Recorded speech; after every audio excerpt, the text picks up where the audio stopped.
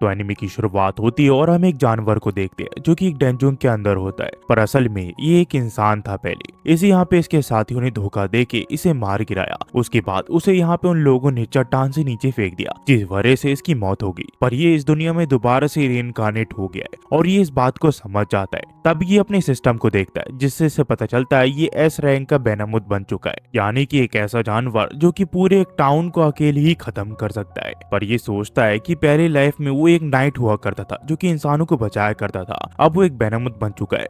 पर जब ये एक तालाब में अपना चेहरा देखता है तो उसे पता चलता है ये बेनमुद तो है, पर वो एक बिल्ली जैसा दिखता है। हमें फिर इस डेंजुंग के टाउन के एक ओवरव्यू दिया जाता है जहाँ पे ये अभी है। सीन फिर एक लड़की के यहाँ जाता है जिसका नाम मारिया होता है और वो एक एल्फ है, साथ ही साथ वो एक एडवेंचरर भी है। वो अपने रूम में जाती है जहाँ पे वो अपने कपड़े उतार देती है, जिसके बाद वो अपने एडवेंचरिंग के कपड़े पहन के बाहर निकल जाती है ताकि वो डेंजुंग को क्लियर कर सके और अपनी रोजी रोटी कमा सके। वहीं पे हम इसे देखते हैं जो कि सोच रहा होता है कि चलो कोई बात नहीं, मैं जैसा भी हूँ कम से कम मुझे सेकंड लाइफ में एक चांस तो मिला। उतने में इसे एक स्लाइम दिखता है जो कि ई रैंक का होता है। इसे देख के ये इसे कहता है कि क्या हुआ, क्या तुम मुझे खाना चाहते हो? क्या मुझे खाना इतना आसान नहीं है क्योंकि तुम ई रैंक के हो। ये फिर अपने स्किल्स को देखने लग जाता है जहाँ पे इसके पास फायर, वाटर और वेनम और इसी के साथ रॉक एलिमेंट होता है। ये इनका यूज करके इसके ऊपर हमला कर देता है और इसके सिर्फ एक ही हमले से ये स्लाइम यहाँ पे मारा जाता है, जिसके बाद इसे यहाँ पे भूख लगने लग जाती है। ये सोचता है कि देखा जाए तो मैं इस लाइफ में आने के बाद एक बार भी खाना नहीं खाया, और भूख लगने की वजह से वो स्लाइम को खाने लग जाता है, जिसका टेस्ट इसे काफी अच्छा लगता है।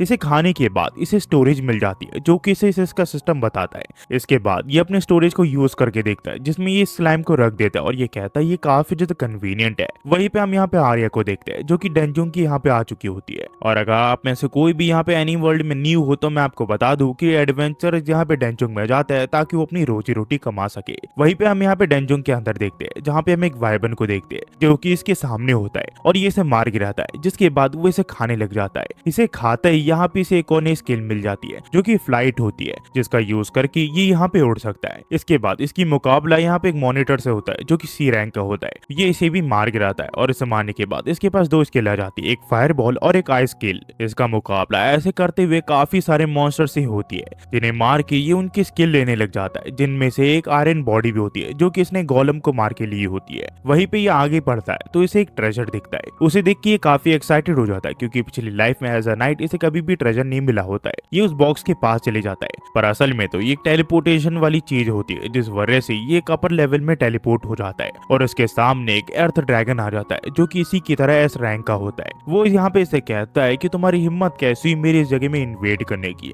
मैं आज तुम्हें मार गिराऊंगी। इसके बाद ये यहाँ पे इसके ऊपर हमला कर देता है, पर इस हमले से इस अर्थ ड्रैगन को बिल्कुल भी फर्क नहीं पड़ता। वो इसे कहती है कि तुम मेरे लिए एक चींटी समान हो और आज मैं तुम्हें एक ऐसे सबक सिखाऊंगी तुम यहाँ पे इस सबक को कभी भी नहीं भूल पाओगे, वो है मौत। ये फिर इसके ऊपर हमला कर देती है जिससे इसे काफी नुकसान होता है अपने मैजिक यूज करने के बावजूद। पर अर्थ ड्रैगन देखती है कि वो अभी भी जिंदा होता है, इस वजह से ये दोबारा से इसके ऊपर हमला कर देती है और मौका देखते ही ये अर्थ ड्रैगन के हाथ में हमला कर देता है, जिससे उसे चोट पहुंच जाती है और वो दर्द से चिल्लाने लग जाती है। और ये मौका देखते ही ये अपनी सारी स्किल का यूज करके यहाँ से भाग जाता है। इसके बाद ये इस डेंजुंग से बाहर निकलने की कोशिश करने लग जाता है, पर ज्यादा चोट लगने की वजह से ये ऐसा कर नहीं पाता और बेहोश हो जाता है। तभी यहाँ पे आर्या इसे देख लेती है और इसे देखते ही ये इसे घर ले आती है और इसकी मरहम पट्टी कर देती है। कुछ ही देर में इसे होश आ जाता है और ये सोचता है ये कहाँ पे है। तभी यहाँ पे आर्या आ जाती है जिसके हाथ में खाना होता है और वो इसे कहती है कि लगता है तुम फाइनली उठ चुके हो। ये यहाँ पे सोचता है कि लगता है उसे आइडिया नहीं है कि मैं एक मॉन्स्टर हूँ, वो मुझे एक बिल्ली समान समझती है। इसके बाद हम देखते हैं आर्या यहाँ पे इसकी मरहम पट्टी देखने लग जाती है कि ये यहाँ पे इसकी चोट रिकवर हुई है कि नहीं। हमें फिर एक टाइम लैप्स दिखाया जाता है जहाँ पे ये आर्या के साथ ही रहता है और आर्या इसकी अच्छे से ख्याल रखती है। ये आर्या के अब काफी ज्यादा करीब आ चुका होता है और इसका आर्या काफी अच्छे से ख्याल रख रही होती है। ये इसकी कई नई चीजें डिस्कवर भी करती है जिससे वो थोड़ी एम्बैरेस भी होती है। कुछ दिन के बाद आर्या यहाँ पे एडवेंचरिंग के लिए बाहर निकल जाती है और इसे कह के जाती है कि वो घर में ही रहे। ये हमें बताता है कि आर्या इसका काफी अच्छे से ख्याल रख रही है, इस वजह से ये यहाँ पे काफी जल्दी रिकवर भी हो गया। वो इसे खाना भी देती है और ये अब फैसला कर चुका है कि आर्या इसकी इस लाइफ में मास्टर बनेगी। पर ये आर्या के साथ एडवेंचरिंग के लिए ड्रेंजुंग में आ जाता है क्योंकि इसे परवाह होती है कि कहीं यहाँ पे कुछ गॉब्लिन उसके साथ शरारत ना कर दे। इसी वजह से हिडन प्रोटेक्टर की तरह वो उसके साथ जा रहा है ताकि उसके साथ कुछ बुरा ना हो। तभी हम देखते हैं कुछ 3 गॉब्लिन्स आर्या के सामने आ जाते हैं, पर आर्या इनके ऊपर हमला कर देती है। आर्या के सामने ये लोग कुछ भी नहीं होते और ये एक एक करके 2 गॉब्लिन्स को मार गिराती है, पर एक गॉब्लिन्स यहाँ पे इसके ऊपर चुपके से हमला कर देता है। वो यहाँ पे फायर बॉल का यूज करता है जो आर्या देख नहीं पाती, और इससे पहले यहाँ पे आर्या को कुछ भी हो पाता ये यहाँ पे आर्या को धक्का दे देता है, जिस वजह से यहाँ पे आर्या की जान बच जाती है। इसके बाद ये उस गॉब्लिन के ऊपर भी हमला कर देता है, जिस वजह से वो सीढ़ियों से नीचे गिर जाता है, जिससे उसकी मौत हो जाती है। पर इसे यहाँ ऐसा देख ये सोचती है कि आखिरकार ये यहाँ पे क्या कर रहा है, इसे तो घर पे होना चाहिए था। आर्या यहाँ पे कंफ्यूज हो जाती है, पर वो इस बारे में ज्यादा कुछ नहीं सोचती। इसके बाद ये लोग घर वापस जाने लग जाते हैं, जहाँ पे हम देखते हैं आर्या इसे काफी अच्छी जगह पे सला रही होती है, जिससे इसे काफी मजा आ रहा होता है। हम फिर कुछ देर के बाद एडवेंचर गिल्ड के यहाँ देखते हैं, जो कि कमर्शियल डिस्ट्रिक्ट के यहाँ पे होता है। ये दोनों एडवेंचर गिल्ड के यहाँ पे आ जाते हैं ताकि मॉन्स्टर्स को मारने के बदले में आर्या यहाँ पे पैसे विड्रॉ कर सके।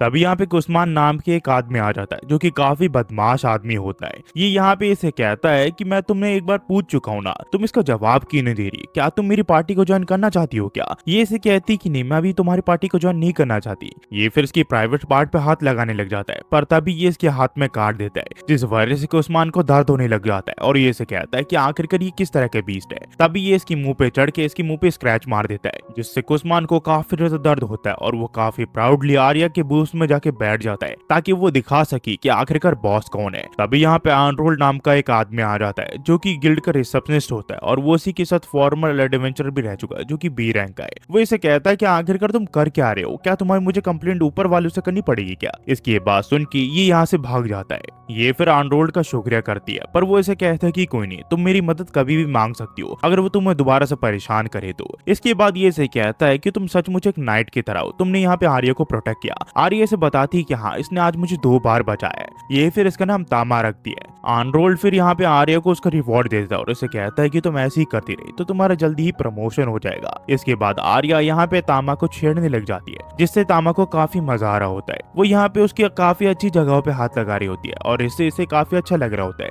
इसके बाद हम देखते हैं ये अपने आप को चाटने लग जाता है, जो कि बिल्लो की आदत होती है। पर आर्या ड्रंक में इसे कहती है कि तुम कितने ज्यादा मतलबी हो तामा, तुम मेरे पास नहीं आ रहे, तुम अपने मास्टर को कंसोल नहीं करे। अगर तुम्हारा ऐसा एटीट्यूड रहा तो मैं तुम्हें अपने साथ बात लेने नहीं दूंगी। ये फिर यहाँ पे सोचने लग जाता है कि मैं एक नाइट हूँ, मैं ऐसी चीजें नहीं कर सकता, मैं लड़कियों के चेंजिंग रूम में नहीं जा सकता। वहां पहुंचने के बाद ये सोचता है कि मैं औरतों के साथ बात में नहीं जा सकता। इसके बाद ये सोचता है कि नहीं, मैं अपने मास्टर की साइड कभी भी नहीं छोड़ सकता। इसके सिचुएशन के हिसाब से डिसीजन भी बदल जा रहे होते हैं। तभी यहाँ पे ये से कहती है कि तामा, तुम्हें क्या लगता है, क्या मैं कभी ताकतवर बन पाऊंगी? ये फिर अपनी कहानी बताने लग जाती है कि इसके टाउन में एक बार मॉन्स्टर ने हमला कर दिया था। तभी स्वॉर्ड सेंट इसके टाउन में आई, जिसने यहाँ पे उन मॉन्स्टर के ऊपर हमला करके उन सभी को मार गिराया और उसने स्वॉर्ड सेंट से कहा कि मैं एक दिन उसकी जितनी ताकतवर बनूंगी। तामा सोचता है कि मैंने स्वॉर्ड सेंट अलीशा के बारे में सुना तो था अपने पास लाइफ में, पर मुझे पता नहीं था कि वो इतनी ज्यादा खतरनाक होगी। तामा फिर आर्या को किस करता है ताकि वो उसे कंसोल कर सके। हमें फिर कुछ दिन बाद दिखाया जाता है जहाँ पे आर्या टाउन में घूम रही होती है और हम देखते हैं कि आर्या टाउन में काफी ज्यादा पॉपुलर होती है। पर जैसे ही वो एडवेंचर गिल्ड में आती है तो कुस्मान उसे परेशान करने लग जाता है। वो इसे बताता है कि मैं ऑर्डर लेके आया हूँ ताकि हम इस बिल्ली को मार सके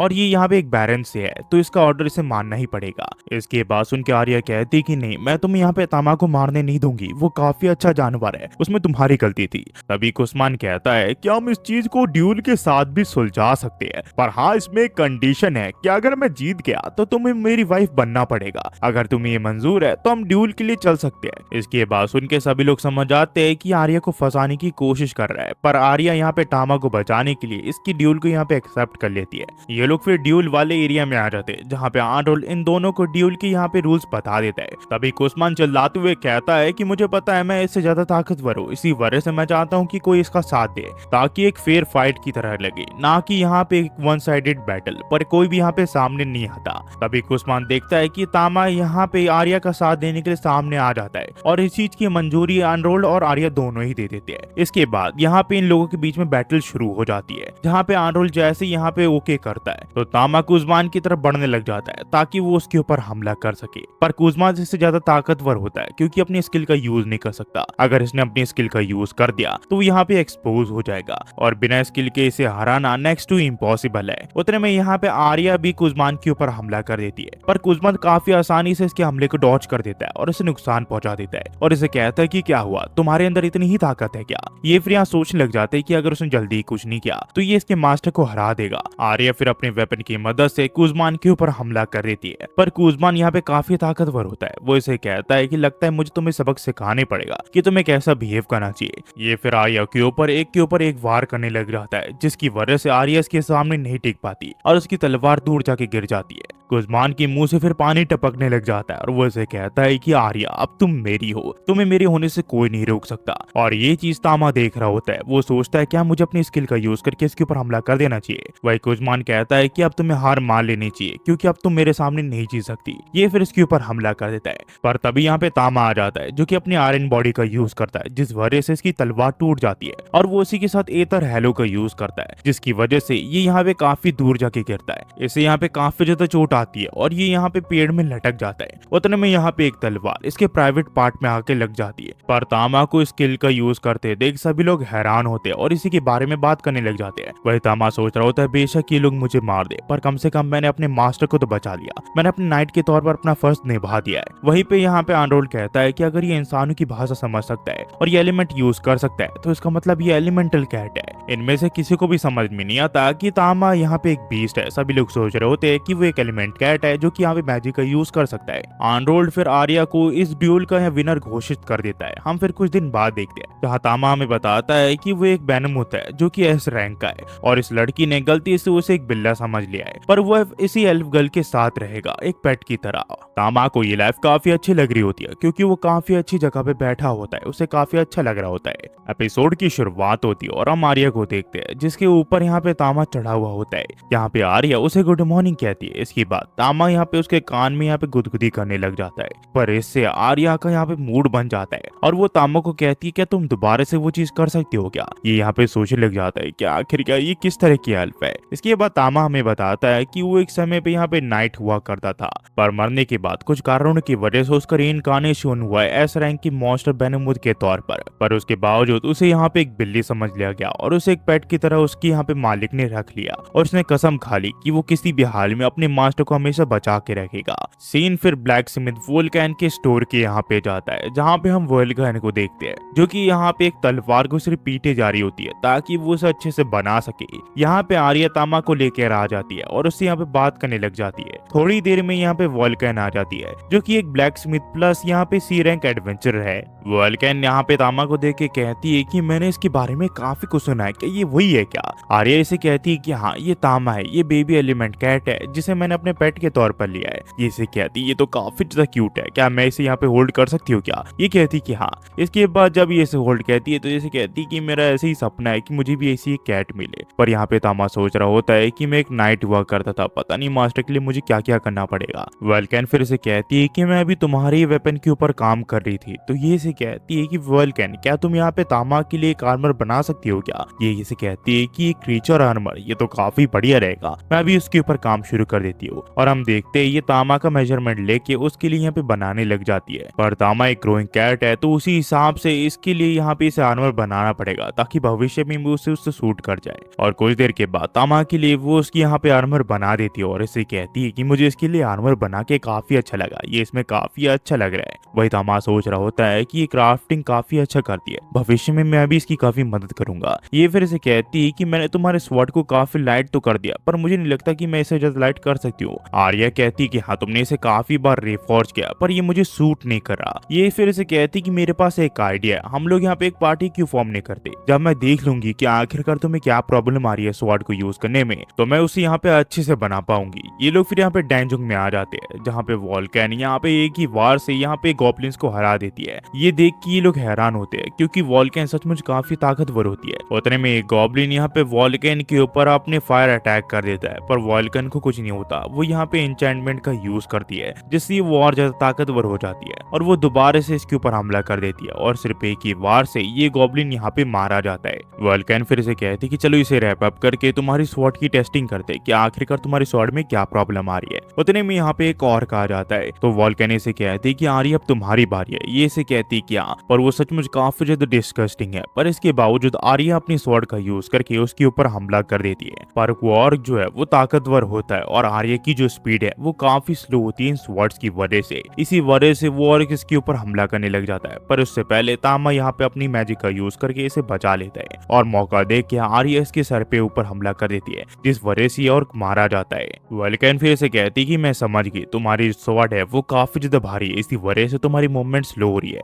ये से कहती है क्या तुम मुझे और बता सकती हो क्या जिस वजह से मैं ताकतवर हो सकूं। ये से कहती कि ठीक है, पर उसके लिए हमें अगले फ्लोर में जाना पड़ेगा और एक परफेक्ट मॉन्स्टर को ढूंढना पड़ेगा। और ये लोग यहाँ पे एक डी रैंक के रोपर मॉन्स्टर को चुनते हैं जो कि इन्हीं की तरफ देख रहा होता है। इसे देख के आर्या कहती है कि वोल्कन क्या मुझे सचमुच इस मॉन्स्टर से लड़ना पड़ेगा क्या। ये से कहती है कि हाँ। वही तामा सोच रहा होता है ये तो एक रोपर्स है जो कि काफी खतरनाक होते हैं और अगर इन्होंने यहाँ पे आर्या को पकड़ लिया तो वो उसके साथ काफी अजीब चीजें कर सकती है। वोल्कन फिर यहाँ पे आर्या को समझाती है ये मॉन्स्टर यहाँ पे तुम्हें ज्यादा नुकसान नहीं पहुंचाएंगे, पर ये यहाँ तुम्हें टॉर्चर कर सकते हैं। तब यहाँ पे आर्या इस चीज के लिए मान जाती है और तामा को कहती है कि तुम मुझे बस देखना। और हम देखते हैं आर्या इन मॉन्स्टर के ऊपर हमला कर देती है, पर यहाँ पे इसकी स्वॉर्ड की वजह से इसकी जो स्पीड है वो स्लो होती है और वो मॉन्स्टर अपने टेंटिकल्स का यूज करके इसके ऊपर हमला कर देते हैं। और इसी चक्कर में आर्या की जो स्वॉर्ड है वो यहाँ पे उसके हाथ से गिर जाती है, जिस वजह से उसे प्रॉब्लम आ रही होती है इनसे लड़ने में। और ये देखे वोल्कन यहाँ पे उसे 2 चाकू पकड़ा देती है, जिस वजह से यहाँ पे इसकी जो स्पीड है वो यहाँ पे बढ़ जाती है और वो एक मॉन्स्टर को मार गिराती है। इसके बाद ये दूसरे मॉन्स्टर से लड़ने के लिए जाती है जिसमें इसकी स्पीड काफी ज्यादा तेज होती है। और ये देख के यहाँ पे वोल्कन कहती है कि मुझे लगा ही था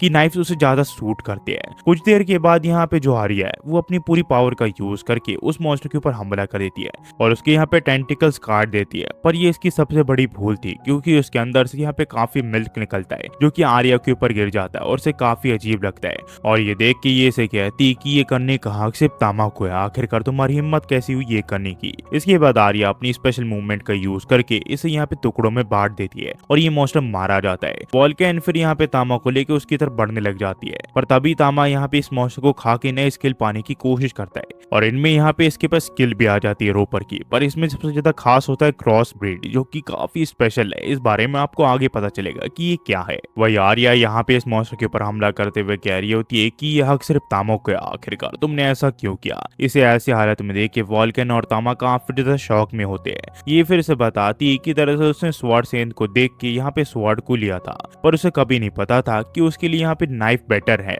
और ये सचमुच काफी ज्यादा यूजफुल है इसके लिए। ये चीज देख के वोल्कन कहती कि इसका मतलब हम और भी ज्यादा डंजन के अंदर जा सकते हैं ना। ये से कहती क्या।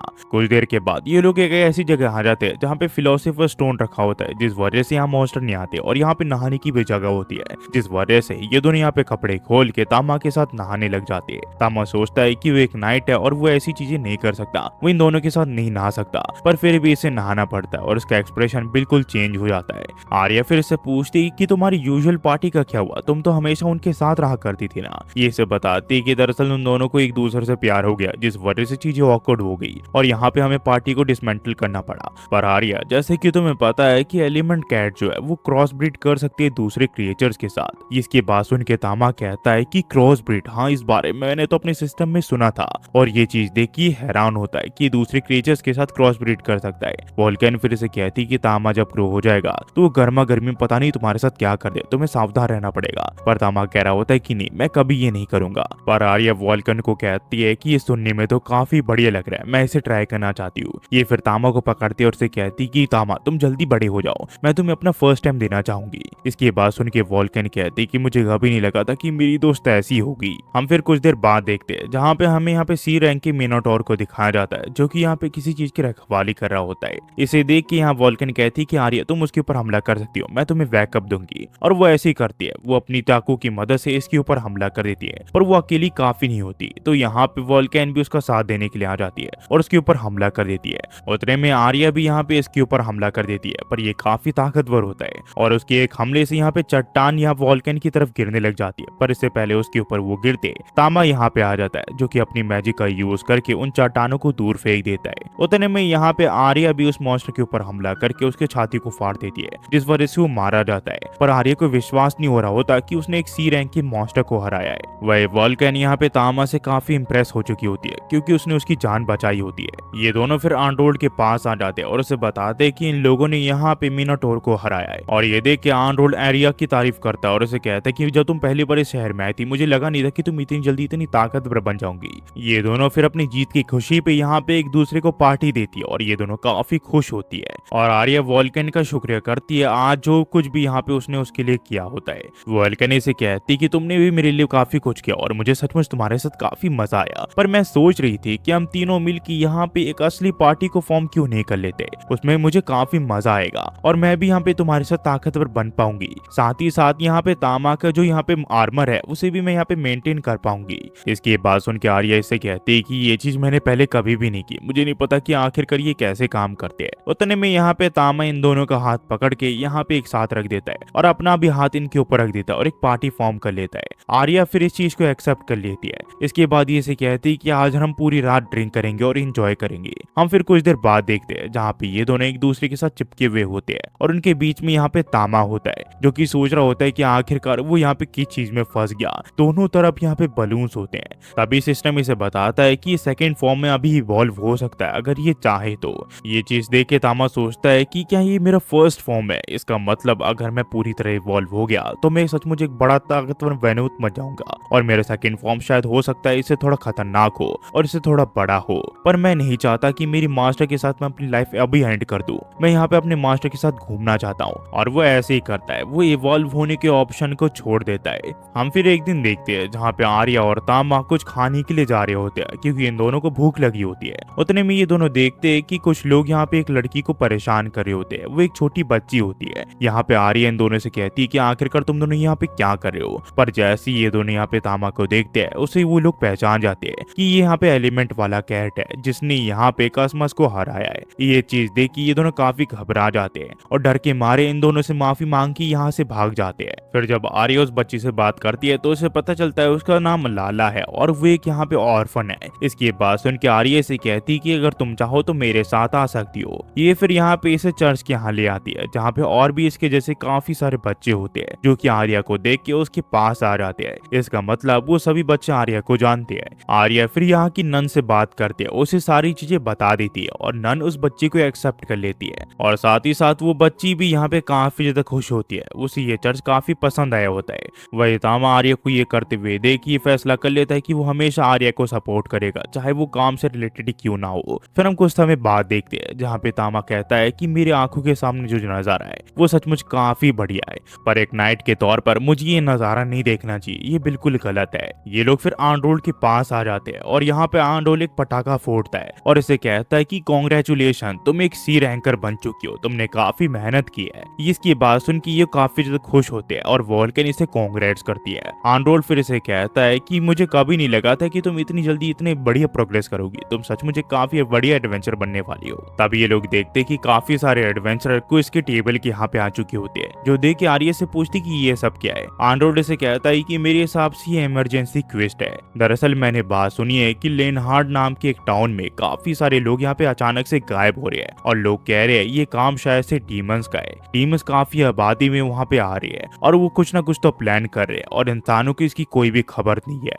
पर सुनने में आया ज्यादातर यहाँ पे बच्चे और बूढ़े लोग गायब हो रहे हैं, यहाँ पे कुछ ना कुछ तो गड़बड़ है। इसकी बात सुन के आर्या कहती है कि आंडोल मुझे तुम बता सकते हो कि आखिरकार ये सब चल क्या रहा है, मुझे यहाँ पे इसके बारे में पूरी डिटेल चाहिए, मैं वहाँ पे जाना चाहती हूँ। एपिसोड की शुरुआत में हमें दिखाया जाता है कि काफी सारे एडवेंचरर्स को इसको लेने के लिए यहाँ पे आ जाते हैं। तभी आंडोल इन्हें बताता है कि दरअसल आसपास की टाउन से खबर आई है कि लोग उस जगह से गायब हो रहे हैं और इसके पीछे कहा जा रहा है कि डीमंस का हाथ है। इसकी बात सुन के आर्या कहती है कि मुझे क्या तुम डिटेल में बता सकती हो क्या आखिरकार ये सब चल क्या रहा है। तभी वोल्कन इसे कहती है क्या तुम वहाँ पे जाना चाहती हो क्या। ये से कहती है कि हाँ, अगर हमने वहाँ पे जाके उन्हें नहीं रोका तो और भी विक्टिम आते जाएंगे। तभी यहाँ पे आंडोल इसे बताता है कि कुछ नाइट का ग्रुप तुम्हें यहाँ पे ज्वाइन करने वाला है, वो तुम्हारा साथ देगा। और हम देखते हैं यहाँ पे सेड्रिक नोम का एक बंदा आ जाता है जो कि आर्या और बाकी लोगों का साथ देने वाला है। ये यहाँ के ड्यूक का एल्डेस्ट सन होता है, इसका नाम सेड्रिक होता है। सेड्रिक को देख के सभी लोग इसकी वाहवाही कर रहा होता है। वही सेड्रिक वोल्कन को कहता है कि हम काफी समय बाद मिल रहे हैं। वो इसे कहती है कि हाँ। तभी आर्या से पूछती है क्या तुम इसे जानती हो क्या। ये इसे कहती है कि हाँ, हम दोनों एक दूसरे को काफी समय से जानते हैं। आर्या फिर से कहती है कि सर सेड्रिक, ये सुन के अच्छा लगा कि आप हमारे अकाउंटेंट्स हो। ये इसे कहता है कि मुझे फॉर्मली बात मत करो क्योंकि हम एक ग्रुप में ही होने वाले हैं। वही तामा यहाँ पे सेड्रिक को देख रहा होता है और वो हमें बताता है कि दरअसल सेड्रिक रून जो है वो इस वजह से जाना जाता है। दरअसल काफी समय पहले इंसानों और डीमंस के बीच में लड़ाई छिड़ गई जिसे रैग्नारॉक के नाम से जाना जाता है। तभी एक यंग मैन आया जिसे ग्रैंड मैजिशियन कहा जाता था, उसने यहाँ पे शांति ला दी। उसके ग्रुप में सेड्रिक भी था जिस वजह से उसका नाम यहाँ पे उछल गया। वो काफी अच्छा इंसान है।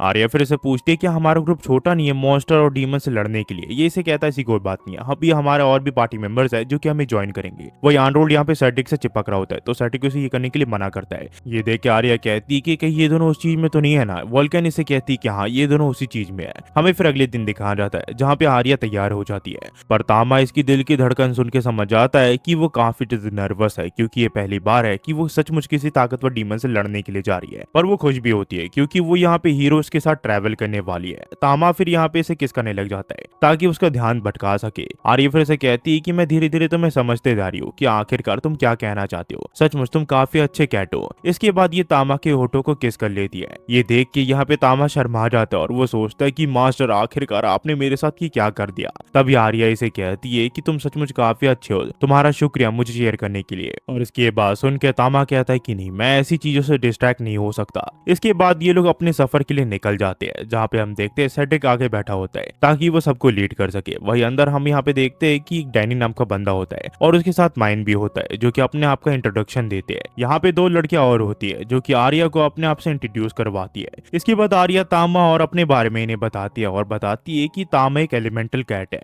इसके बाद सुन के सभी लोग यहाँ पे थोड़ा क्यूरियस हो जाते हैं क्योंकि एलिमेंटल कैट काफी ज्यादा रेयर होते हैं। ये सब फिर यहाँ पे तामा को गोद में खिलाने लग जाते हैं। वही एक लड़की कहती है कि बस बहुत मुझे भी तो वो दो। ये इसे कहती कि नहीं मैंने तो अभी अभी उसे लिया है। उतने में हम देखते यहाँ पे एक और का ग्रुप इनके सामने आ जाता है और इन्हें देखते ये यहाँ पे डैनी को बुलाता है और उसे कहता है कि इन सबको क्लियर कर दो। डैनी यहाँ पे उतरते इन सभी को एक बार में हरा देता है। ये काफी आसानी से इन सभी को हरा देता है जो देख के ये लोग काफी हैरान होते हैं और इन्हें समझ में आ जाता है कि रैग्नारोक के जो हीरोज है उनके अंदर सचमुच काफी ज्यादा ताकत है। वही तामा सोच रहा होता है कि उसने अपनी स्किल्स का भी यूज नहीं किया और उसने पल भर में इन्हें हरा दिया। ये लोग फिर उस जगह तक पहुंच जाते हैं जहाँ पे इन लोगों को यहाँ पे वेलकम किया जाता है और उनका शुक्रिया किया जाता है यहाँ पे आने के लिए। साथ ही साथ इन्हें बताया जाता है कि ग्रुप को इन लोगों ने डीमंस को हराने के लिए भेजा था पर वो लोग अब तक वापस नहीं आया और उसी के साथ कल रात को यहाँ पे एक लड़की गायब हो चुकी है। पर इन लोगों को कहा जाता है कि इन्हें फिक्र करने की कोई जरूरत नहीं है। इन लोगों ने इनके रहने का बंदोबस्त कर दिया क्योंकि ये काफी ज्यादा थके हुए लग रहे होते हैं। फिर जब ये लोग खाना खा रहे होते एक जगह बैठ के तो आर्या इनसे पूछती कि आखिरकार इन लोगों ने ये डिसाइड कब किया कि ये लोग नाइट बनेंगे। ये सभी बताते हैं कि दरअसल इनकी परिवार का कुछ इश्यू था, या तो ये लोग कर्जे में डूबे थे या फिर कोई और वजह थी। इन लोगों ने यहाँ पे मजबूरी में नाइट को चुना।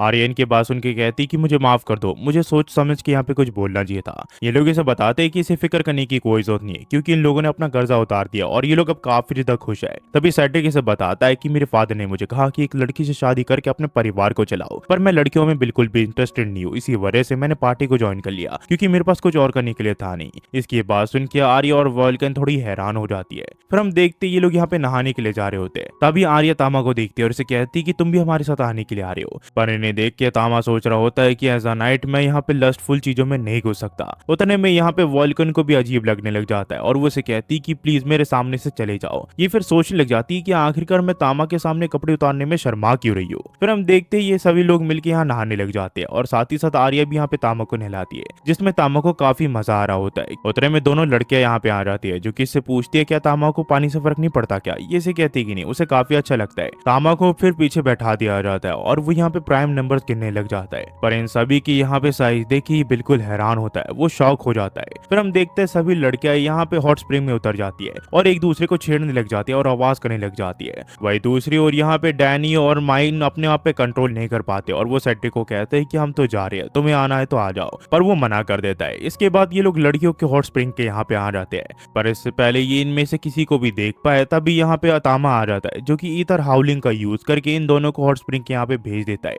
और इन दोनों का प्लान यहाँ पे फेल हो जाता है। और सेटिक ने कहता है कि मैंने कहा था कि तुम ये सब नहीं करना चाहिए। हमें फिर अगले दिन दिखाया जाता है जहाँ पे ये लोग रूम में एंटर करने के लिए अब तैयार हो चुके होते हैं। जैसे ये लोग एंटर करते हैं तभी यहाँ पे एक आदमी को हम देखते हैं जो कि कह रहा होता है कि लगता है कुछ और इंसान यहाँ पे खाना बनने के लिए आए। जब खाना खुद ब खुद आ रहा है तो मुझे यहाँ पे चिंता करने की कोई जरूरत नहीं है। समय आ चुका है कि हम अपनी ताकत को बिल्ड करें और उसके बाद अपने प्लान को मोशन में लाए। तभी हम देखते हैं इनके सामने सी रैंक के वेयरवुल्फ्स आ जाते हैं जो कि दिखते ही इनके ऊपर हमला कर देते हैं, पर माइन किसी तरह इन सभी को अपनी शील्ड की मदद से पीछे धकेल देता है। उसके बाद बाकी लोग यहाँ पे इन वुल्फ से लड़ने लग जाते हैं। ये वुल्फ काफी ताकतवर होते हैं पर ये पार्टी भी कम नहीं होती। ये देख के आर्या कहती कि हम लोग उन्हें यहाँ पे अकेले लड़ने नहीं दे सकते। ये इसे कहती कि हाँ। वही हम देखते तामा को जो कि ईथर हाउलिंग का यूज नहीं कर पा रहा होता, तो वो कहता है कि कम से कम वो सभी के लिए टाइम ले सकता है ताकि बाकी लोग यहाँ पे टाइम लेके इन सभी को मार सके। पर हम देखते हैं तामा यहाँ पे काफी ताकतवर होता है जिस वजह से ये वुल्फ इसके सामने नहीं टिक पाते और तुरंत ही मारे जाते हैं। ये देख के सभी लोग हैरान होते हैं कि एक एलिमेंटल कैट इतना ज्यादा ताकतवर कैसे हो सकता है। वो आदमी भी सोच रहा होता है कि आखिरकार वो किस तरह के हमले थे, पर जब वो तामा को ध्यान से देखता है तो उसे पता चलता है वो एक एलिमेंटल कैट है जो कि इसके लिए परेशानी खड़ी कर सकता है। इसी वजह से वो फैसला करता है कि वो खुद जाएगा उसे यहाँ पे एलिमिनेट करने के लिए। दूसरी ओर यहाँ पे सभी लोग तामा की तारीफ कर रहे होते हैं और कह रहे होते हैं कि हमें कभी नहीं लगा था कि तामा इतना ज्यादा ताकतवर है। आर्या कहती कि तामा मेरा नाइट है जो कि काफी ज्यादा ताकतवर है, होपफुली वो जल्दी बड़े हो जाए और उसके बाद अपनी ताकत का यूज करके मुझे तरह तरह जगह में छुए। इसकी बात सुन के तामा सोच रहा होता है कि चाहे जो भी हो वो मेरी मास्टर है, वो हमेशा मेरी मास्टर रहेंगी। फिर हम देखते ये लोग आगे बढ़ जाते हैं और एक रूम जैसी जगह पे आ जाते हैं, जहाँ पे पहुंचने के बाद उस जगह का दरवाजा बंद हो जाता है और यहाँ पे वो आदमी अपियर हो जाता है जो कि इन्हें कहता है कि इससे आगे तुम लोग नहीं जा सकते। ये इन्हें बताता है कि मेरा नाम ब्रिल एसरोथ है और आज मैं तुम्हें यहाँ पे खत्म कर दूंगा। मुझे लगा नहीं था कि तुम मेरे मॉन्स्टर को यहाँ पे अब तक सर्वाइव कर पाओगे, पर ये लोग इसे बताते कि हमें नहीं फर्क पड़ता तुम कौन हो, हम बस ये जानना चाहते हैं कि आखिरकार तुम लेनार्ड के ऊपर हमला क्यों कर रहे हो। ये इन्हें बताता है कि लेनार्ड तो एक स्टेपिंग स्टोन है, हम अभी इससे भी काफी बड़ी चीज करने वाले जिसके लिए तुम इंसान तैयार नहीं हो। फिर हम देखते ये ए रैंक के ट्रोल को बुला लेता है जो कि काफी सारे होते हैं, जो देख के ये लोग हैरान होते हैं कि इतने सारे ए रैंक के मॉन्स्टर को ये कैसे कंट्रोल कर रहा है। इसके बाद सेड्रिक इन्हें कहता है कि सभी लोग स्पिल्ट हो जाओ ताकि हम एक एक करके इन्हें हरा सके। पर जैसे ये लोग यहाँ पे स्पिल्ट होते हैं वो आदमी इन सभी के बीच में 3 बैरियर लगा देता है जिससे यहाँ पे ये 3 ग्रुप में स्पिल्ट हो जाते हैं और तामा अकेला होता है। यह आदमी फिर इन सभी को बताता है कि अब मेरे जो ट्रोल्स है वो तुम सभी को काफी आसानी से मार पाएंगे क्योंकि तुम अकेले हो। तामा समझ जाता है कि इसने इन लोगों को इसलिए स्पिल्ट किया है ताकि इनकी पार्टी को तोड़ सके। पर यहाँ पे हम देखते हैं जैसे ही वो ट्रोल इसके ऊपर हमला करता है तामा इसके हाथ काट देता है, पर ये यहाँ पे तुरंत ही अपने आप को रीजनरेट कर देता है, जो देख के तामा समझ जाता है कि इन्हें हराना इतना आसान नहीं होने वाला। कुछ ही देर में सभी ट्रोल्स यहाँ पे तामा को घेर लेते हैं। वही सेड्रिक के साथी उसे कह रहे होते कि हमें नहीं लगता कि हमें यहाँ पे उंगली करने की कोई जरूरत है, सेड्रिक इसे आसानी से संभाल लेगा। सेड्रिक इसे कहते हैं कि हाँ। फिर हम देखते हैं वो यहाँ पे अपनी स्वॉर्ड का यूज करके इनके ऊपर हमला कर देता है और ये यहाँ पे ब्लैक मैजिक का यूज करता है, जो देख के वो आदमी हैरान हो जाता है और कहता है कि आखिरकार तुम यहाँ पे ब्लैक मैजिक का यूज कैसे कर पा रहे हो, इस मैजिक को सिर्फ यहाँ पे ग्रैंड मैजिशियन ही यूज कर सकता था, आखिरकार तुम हो कौन। तो ये कहता है कि इस चीज में अभी काफी ज्यादा मजा आने वाला है। वहीं पे हम देखते हैं तामा को जो कि यहाँ पे अपनी रॉक हाउलिंग का यूज करके इनके ऊपर हमला करता है, पर उससे यहाँ पे इनको फर्क ही नहीं पड़ रहा होता है, वो बार बार अपने शरीर को रीजनरेट कर रहे होते हैं। तामा फिर यहाँ पे भागने लग जाता है और सोचने लग जाता है कि आखिरकार वो क्या करे। अगर ऐसे ही चलते रहा तो उसे ना चाहते हुए भी यहाँ पे इवॉल्व होना पड़ेगा अपने सेकंड फॉर्म में, और जैसे ही वो इवॉल्व होगा वो यहाँ पे पल भर में इन्हें मार सकता है। पर अगर ये इवॉल्व हो गया तो उसका सफर उसके मास्टर आर्या के साथ यहीं पे खत्म हो जाएगा। तामा सोचता है कि अब मेरे पास एक ही चीज है जो कि मैं कर सकता हूँ, और हम देखते हैं वो यहाँ पे फायर बॉल का यूज करके इनके ऊपर आग लगा देता है ताकि वो इनको रीजनरेट करने का मौका ही ना दे सके। वही हम देखते हैं वॉल्कन और आर्या मिलके यहाँ पे इस आदमी के ऊपर हमला कर देते हैं, पर वो आदमी इन्हें कहता है कि तुम लोग काफी ज्यादा स्लो हो, तुम चाह कर भी मुझे नहीं हरा सकते। पर हम देखते हैं आर्या इसके सीने पे अपना खंजर भोग देती है और यहाँ पे लाइट निकलने लग जाती है। ये देख के ये कहता है कि आखिरकार ये ताकत तुम्हारे पास कैसी आई। पर इससे पहले वो मारा जाता वो अपने खंजर से आर्या के शरीर पे यहाँ पे एक चोट पहुंचा देता है और उसके बाद वो यहाँ पे जमीन पे गिर जाता है। पर उसके कुछ ही देर बाद यहाँ पे आर्या भी नीचे गिर जाती है और हमें पता चलता है कि उस आदमी ने उस चाकू में पॉइजन लगा रखा था जो कि काफी खतरनाक है। ये देख के सभी लोग चिंता में पड़ जाते हैं कि आखिरकार वो लोग अब क्या करे। वही वो आदमी कह रहा होता कि फिक्र मत करो, उसके साथ तुम भी यहाँ पे जल्दी ही मरने वाले हो, इंसानी प्रजाति कुछ ही समय में यहाँ पे खत्म हो जाएगी जब ग्रेट पावर जागेंगे।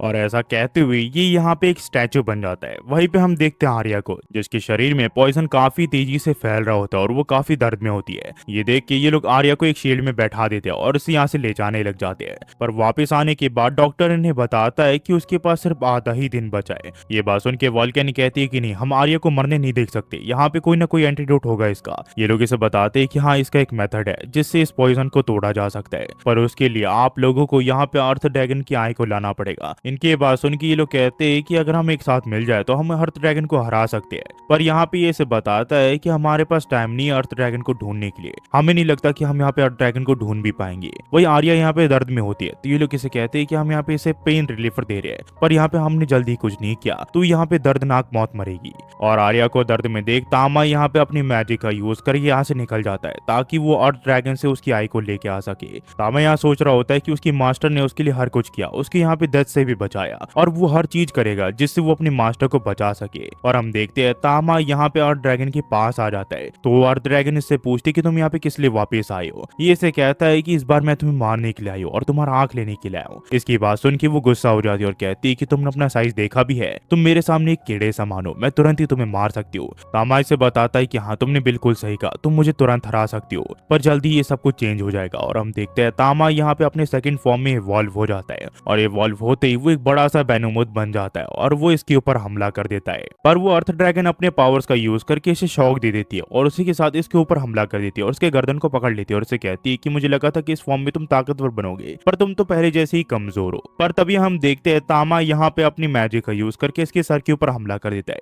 जिस वजह से ये मारी जाती है और इसे कहता है कि मुझे किसी भी हाल में तुम्हारी आंखों को अपनी मास्टर को डिलीवर करना पड़ेगा। पर तभी ये अपने नॉर्मल फॉर्म में आ जाता है और इसे पता चलता है कि इसकी एवोल्यूशन का एक टाइम लिमिट है। तामा फिर अर्थ ड्रैगन के शरीर को आइटम बॉक्स में रख देता है और उसके बाद ये वापस चले जाता है। वहीं पे हम देखते हैं आर्या को, जो कि काफी तकलीफ में होती है और उसे देख के सभी लोग यहाँ पे रो रहे होते हैं। पर तभी इन्हें बाहर से कुछ आवाज आती है और ये लोग बाहर जाकर देखते हैं तो यहाँ पे एक अर्थ ड्रैगन होता है और उसी के ऊपर तामा बैठा हुआ होता है। उसे देख के ये लोग थोड़ा शॉक में होते हैं, पर सेड्रिक इन्हें बताता है कि डिटेल के बारे में भी पूछने के लिए समय नहीं है, हमें किसी भी हाल में आर्या को उसकी आंखों को हिलाना पड़ेगा। हम फिर कुछ देर बाद देखते हैं जहाँ तामा आर्या के पास होता है और उसे कह रहा होता है कि प्लीज जल्दी उठ जाओ। पर आर्या हमें बताती है कि जब वो 13 साल की थी, जब उसके होम टाउन के ऊपर कुछ डीमंस ने हमला कर दिया था और उनसे बचने के लिए वो यहाँ पे जंगल में भाग गई थी। पर उन डीमंस ने इसे यहाँ पे ढूंढ लिया और इससे पूछा कि आखिरकार फिलोसोफर स्टोन कहाँ पे है। इसे इस बारे में कुछ नहीं पता था, ये काफी घबरा चुकी होती है। पर तभी इन्हें दूसरी ओर से कुछ आवाज आती है और ये लोग देखते हैं कि इनके सामने एक एलिमेंटल कैट होता है जो कि इनके ऊपर हमला कर देता है। और आर्या में बताती कि शायद से ये वही पल था जब से इसे यहाँ पे एलिमेंटल कैट पसंद आने लगे। आर्या फिर तामा को देखती है और तामा इसे यहाँ पे होश में आते देख काफी ज्यादा खुश होता है। कुछ ही देर में यहाँ पे आर्या को होश आ जाता है और उसे होश में आते देख सभी लोग काफी खुश होते हैं। वॉल्कन आर्या को कहती है कि मुझे काफी अच्छा लगा कि तुम धीरे धीरे ठीक हो रही हो, मुझे लगा था कि मैंने तुम्हें खो दिया है। फिर जब ये लोग घर वापस आते हैं तो आनरोल्ड भी यहाँ पे आर्या को गले लगा के रोता है क्योंकि उसे उसके बारे में काफी ज्यादा चिंता होती है। पर तामा हमें बताता है कि वो टॉक्सिन सचमुच काफी पावरफुल था, इसी वजह से उसकी मास्टर अभी भी रिकवर कर रही है और आर्या के बदले में वो यहाँ पे डेंजुंग में जा रहा है ताकि यहाँ पे आर्या को किसी चीज की कमी ना आ सके। साथ ही अपने मास्टर को बचाने में कामयाब हो गया और उसी के साथ वो अपने नॉर्मल फॉर्म में भी आ गया। पर वो लकी था क्योंकि उसे पता नहीं था कि ये एवोल्यूशन कैसे काम करता है। पर जब से इसने अर्थ ड्रैगन को हराया, इसकी एवोल्यूशन स्किल जो है वो यहाँ से गायब हो चुकी है। पर उसके अलावा उसके पास अर्थ ड्रैगन की स्किल्स आ चुकी है जिसे यूज करने के लिए वो इस डेंजुंग में आया है। इसके सामने एक टॉरस आ जाता है जहाँ पे ये अर्थ ड्रैगन के स्किल का यूज करके इसे पल भर में हरा देता है और वो उसके सामने कुछ भी नहीं कर पाता। इस स्किल का यूज करके ये काफी ज्यादा खुश होता है और सोचता है कि लगता है यही एस रैंक की मॉन्स्टर की स्किल्स होती है, सचमुच ये काफी ज्यादा ताकतवर है। पर तभी ये देखता है कि एक लड़की जो है वो इसी की तरफ बढ़ने लग जाती है और उसने काफी अजीब कपड़े पहने होते हैं। वो किसी भी एंगल से एडवेंचर नहीं लग रही होती है, वो काफी अजीब बात कर रही होती है। वो उसे कह रही होती है कि स्ट्रॉन्ग वन, फाइनली मैंने तुम्हें ढूंढ निकाला, पर आखिरकार तुम्हारा पिछला वाला फॉर्म कहाँ पे है। इसे ऐसे देख तामा सोच रहा होता है कि आखिरकार ये कौन है और आखिरकार मुझे इससे फेमिलियर वाइब क्यों आ रही है। उतने में वो कहती है कि मैं एक चीज के पीछे हूँ जो कि तुम्हारा हथियार है, जल्दी से वो मुझे दे दो। और वो इसके ऊपर हमला कर देती है। पर तामा इससे काफी ज्यादा घबरा जाता है और वो यहाँ से भागने लग जाता है और किसी तरह घर वापस आ जाता है। इसके बाद ये अपने मास्टर को देखता है, पर ये अभी भी उस लड़की के बारे में सोच रहा होता है और सोच रहा होता है कि आखिरकार वो इतनी ज्यादा फेमिलियर क्यों लग रही थी, आखिरकार वो है कौन। फिर हम अगले दिन देखते हैं जहाँ पे आर्या अपने आप को तैयार करती है और उसी के साथ तामा को भी, और उसे कहती है कि तुम सचमुच काफी क्यूट लग रहे हो, चलो पिकनिक पे चलते हैं। ये लोग फिर पिकनिक यहाँ पे आ जाते हैं जहाँ आर्या से कहती कि तामा मुझे बताया गया जहाँ पे अर्थ ड्रैगन के कॉस्ट मिले थे तुम उसके ऊपर थे। मुझे नहीं पता कि अर्थ ड्रैगन वहाँ पे कैसे आया, पर मुझे सचमुच लगता है कि मुझे हमेशा कोई ना कोई बचाते रहता है, चाहे कोई भी हो, वहाँ वॉल्कन हो या फिर सेड्रिक या फिर बाकी लोग। मैंने तुम्हें अपने विलेज के बारे में बताया था ना जहाँ डीमंस ने हमला कर दिया था, उस टाइम मेरी जान एक एलिमेंटल कैट ने बचाई थी। उसकी मास्टर का नाम यहाँ पे एलिशा था और उन दोनों ने मिलकर यहाँ पे सभी डीमंस का खात्मा कर दिया था। उस स्वॉर्सेंट ने अकेले नहीं यहाँ पे सभी डीमंस को मार गिराया था, जिस वजह से हमारा विलेज बच गया था। और एलिशा की सभी लोगों ने यहाँ पे काफी ज्यादा तारीफ की थी। पर उसे देखने के बाद मैंने भी फैसला कर लिया कि मैं एलिशा जैसे बनूंगी और मैं यहाँ पे अपने विलेज से निकल गई। मैंने कसम खा ली थी कि मैं इतनी ज्यादा स्ट्रॉन्ग वॉरियर बनूंगी जो कि यहाँ पे दूसरों की मदद करेगी। पर अब ऐसे हाल हो चुके हैं कि लोग मुझे बचाते हैं, ना कि मैं लोगों को। इसकी बात सुन के तामा उदास हो जाता है और इसे चेयर अप करने की कोशिश करता है। आर्या इसकी बात को समझ जाती है और उसका इस चीज के लिए शुक्रिया करती है। कहानी फिर कुछ समय आगे जाती है जहाँ पे आर्या यहाँ पे वॉल्कन से मिलने के लिए आती है। वॉल्कन इसे बताती है कि तुम एकदम सही टाइम पे आई हो, मैंने अभी अभी तुम्हारे आर्मर को बना के फिनिश किया है। तामा में बताता है कि दरअसल मेरी मास्टर को एक छोटा सा फॉर्चून मिला है। दरअसल यहाँ पे जिन मॉन्स्टर को इन लोगों ने हराया और डीमन बर्लिन को हराने के बाद आर्या को रिवॉर्ड के तौर पर काफी ज्यादा पैसा मिला, जिसकी मदद से इसने यहाँ पे न्यू इक्विपमेंट ऑर्डर की है लेडी वॉल्कन की यहाँ पे। इन इक्विपमेंट को पहनने के बाद आर्या को काफी अच्छा लग रहा होता है और ये लोग डेंजुंग के यहाँ निकल जाते हैं। पर आर्या को थोड़ा घबराहट हो रही होती है क्योंकि ये काफी समय के बाद डेंजुंग में आई होती है। पर यहाँ पे तामा इनके ऊपर यहाँ पे आइस रेजिस्टेंट और फायर रेजिस्टेंट के मैजिक यूज कर देता है, जिसके लिए आर्या इसका शुक्रिया करती है। कुछ समय के बाद इनके सामने एक गॉब्लिन अपीयर हो जाता है जो कि काफी ताकतवर लग रहा होता है। आर्या इसे देखते ही इसके ऊपर हमला कर देती है और सिर्फ एक ही हमले से वो इसके गर्दन को उड़ा देती है और वॉल्किन की तारीफ करते हुए कहती है कि तुमने ये आर्मर सचमुच काफी बढ़िया बनाया है। तभी वो लड़की यहाँ पे आ जाती है जो कि इसे कहती है कि स्ट्रॉन्ग वन, मैंने फाइनली तुम्हें दोबारा से ढूंढ निकाला। इसे देख के तामा सोचता है कि ये क्रिप दोबारा से यहाँ पे क्यों आ गया, आखिरकार अब मैं क्या करूँ। पर आर्या इसे कहती है क्या तुम कोई एडवेंचर हो जो कि यहाँ पे खो गई हो। पर वो इसे बताती है कि नहीं, मैं डार्कनेस में ही पैदा हुई हूँ, आखिरकार तुम ये सब क्या बात कर रही हो और मैं यहाँ पे स्ट्रॉन्ग वन का लेने के लिए आई हूँ ताकि मैं वो सारी चीजें करके वो सारी चीजें कर सकूं। इसकी बात सुन के तामा डर जाता और कहता है कि आखिरकार इसके इंटेंशंस क्या है। उतने में आर्या से बताती है कि तामा एक किटन है और वो यहाँ पे एक बेबी प्रोड्यूस नहीं कर सकता। फिर हम देखते हैं तामा आर्या के बलून्स पे जाके बैठ जाता है और वो काफी खुश लग रहा होता है। पर तामा को ऐसा देख वो हैरान हो जाती है और कहती है कि आखिरकार ये कौन है, इसने स्ट्रॉन्ग वन को टेम कैसे कर लिया। ये फिर इसे कहती है कि चलो हम बाहर चलते हैं ताकि हम बात कर सके। इसकी बात सुन के वॉल्कन से कहती है क्या तुम इसे अपने साथ रखना चाहती हो आर्या। आर्या से कहती है कि हाँ, अगर मैंने इसे अपने साथ नहीं रखा तो क्या पता कोई इसे पकड़ के यहाँ पे स्लेव बना दे और वो मैं बिल्कुल नहीं चाहती। वो लड़के से कहती कि मैं तुम्हारे साथ नहीं आना चाहती, पर अगर मैं स्ट्रॉन्ग वन के साथ रह सकती हूँ तो जरूर मैं तुम्हारे साथ आना चाहूंगी। आर्या तामा को समझाती कि तुम घबराओ मत, मैं तुम्हें यहाँ पे उसे नहीं लेने दूंगी। तभी वॉल्कन से कहती कि हमें इसे कुछ तो नाम देना पड़ेगा ताकि हम आसानी से इसे बुला सके। वो लड़के से कहती कि तुम जो चाहो वो मुझे बुला सकती हो, मुझे इससे फर्क नहीं पड़ता कि तुम मेरा क्या नाम रखती हो। इसकी बात सुन के आर्या से कहती कि हम यहाँ पे इसे स्टेला बुला सकते हैं। ये इससे पूछती इसका मतलब क्या। आर्या से बताती कि इसका मतलब सुंदर होता है मेरे होमलैंड में। तो ये से कहती है कि अगर स्ट्रॉन्ग वन को ये पसंद है तो हाँ, तुम मुझे स्टेला कह सकती हो। हमें फिर कुछ समय बाद दिखाया जाता है जहाँ पे टामा हॉट स्प्रिंग के यहाँ पे होता है और वहीं पे आर्या यहाँ पे स्टेला को नहला रही होती है। स्टेला ने पहली बार जिंदगी में कोई ऐसी चीज की होती है, इस वजह से उसे काफी अच्छा लग रहा होता है। आर्या फिर तामा को अपने हाथों से नहलाने लग जाती है, पर ऐसा देखते यहाँ पे इसे कहती कि मैं यहाँ पे स्ट्रॉन्ग वन को नहलाना चाहती हूँ। पर वो इसे कहती कि नहीं, मैं उसकी मास्टर हूँ और इस चीज पे मैं गिव अप नहीं कर सकती। हम फिर देखते जब ये लोग रात को सो रहे होते हैं तभी स्टेला यहाँ पे आर्या के पास आ जाती है और इसे बुलाती है। यहाँ पे ये समझ नहीं पाता कि आखिरकार रात को ये कौन बुला रहा है इसे। फिर जब ये देखता है ये तो स्टेला होती है जो कि इसे टेलीपैथी के थ्रू बात कर रही होती है। ये सोचता है कि आखिरकार ये कौन है और आखिरकार इसे टेलीपैथी क्यों आती है। स्टेला इसे कहती है कि आखिरकार तुम मुझे भूल कैसे सकती हो, तुमने ही तो मुझे मारा था। तामा इसे कहता है कि अगर मैंने तुम्हें मारा था तो तुम मेरे सामने क्यों खड़ी हो। स्टेला इसे कहती है क्या तुम्हें सचमुच नहीं पता कि आखिरकार मैं हूँ कौन। फिर जब तामा इसे ध्यान से देखता है तो उसे पता चलता है ये तो वही अर्थ ड्रैगन है जिसे इसने मारा था अपनी मास्टर की जान बचाने के लिए। स्टेला फिर इसे कहती है कि लगता है फाइनली तुम्हें याद आ गया कि मैं हूँ कौन। हमें फिर स्टेला की एक बैक स्टोरी दी जाती है जहाँ पे वो हमें बताती है कि वो यहाँ पे डार्कनेस में ही पैदा हुई थी लेब्रिंथ के, जहाँ पे उसे कोई बताने वाला नहीं था कि वो एक एस रैंक की मॉन्स्टर है। पर उसे खुद ब खुद एहसास हो गया कि उसके सामने कोई नहीं टिक सकता जब तक इसे तामा ने नहीं हरा दिया था। पर उसके बाद इसके पास एक ऑप्शन था कि दोबारा से रीइंकार्नेट हो सकती है और तामा से मिलने के लिए वो यहाँ पे दोबारा से रीइंकार्नेट होने का फैसला करती है। फिर जब उसे होश आता है तो वो ये उसी जगह पे होती है जहाँ पे उसे मारा गया था, पर इस बार यहाँ पे ये मॉन्स्टर के रूप में नहीं, एक इंसान के रूप में रीइंकार्नेट हुई होती है। स्टेला फिर पास ही में पड़े इंसान के कपड़ों को पहन लेती है और तामा को ढूंढने की यहाँ पे तलाश शुरू कर देती है। ये फिर से प्रेजेंट में पूछता है तो फिर तुम यहाँ पे किस लिए आई हो, क्या तुम मुझसे रिवेंज लेना चाहती हो क्या। स्टेला इसे कहती है कि बिल्कुल नहीं, तुमने मुझे यहाँ पे सबमिशन में डाल दिया और मुझसे यहाँ पे लड़ाई करने की कोशिश की, पर तुम्हें पता है क्या, पहली बार ऐसा कोई मर्द था जो मुझसे ताकतवर था, इसी वजह से मुझे तुमसे प्यार हो गया। जल्दी करो, अब मुझे अपना स्पर्म दे दो। इसे ऐसा करते देखिए काफी ज्यादा डर जाता है, पर तभी आर्या को होश आ जाता है और वो इसे कहती है कि आखिरकार तुम ये सब कर क्या रही हो। इसे ऐसा देखिए पीछे हट जाती है। आर्या से कहती कि तुम तामा के खिलाफ यहाँ पे वायलेट नहीं हो सकती हो, वो काफी ज्यादा डर चुका है। आखिरकार तुम कर क्या रही थी, और हाँ, मेरा ऐसा कोई सा भी इरादा नहीं है कि मैं तामा को तुम्हें दे दूं।